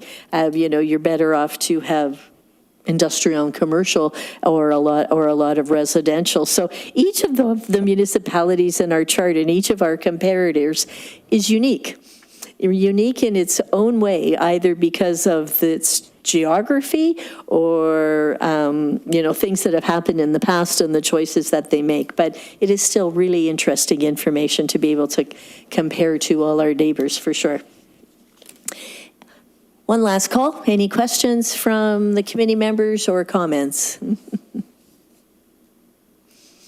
If not, then the motion on the floor is resolved that Report Finance 26-18, Key Performance Indicators dated May 28th, 2026, be received for information. All in favor, please. And that is carried. Thank you. Item 9 on our agenda is correspondence, and we have none this evening. The next meeting of our Finance Committee is scheduled for June 25th at 6 p.m. And all of you will be hearing from our clerk prior to that, as a reminder that he will be looking for comments from each of you. I know I have the whip out on your behalf, Noah. Looking for comments from all of you for our final report on, I won't call it the good and the bad and the ugly. That's not what it's meant to be. It's meant to be about the positives of things we accomplished and future opportunities for the role that finance plays in all of this. So Noah, our clerk, has promised me he's going to send out reminders, and so you will be hearing from him. By June 15th, we'd like your feedback and in order to put the report together for June 25th, and you'll see the draft of the report and be able to comment at that time. If we have no other new business, then our meeting is adjourned. Thank you.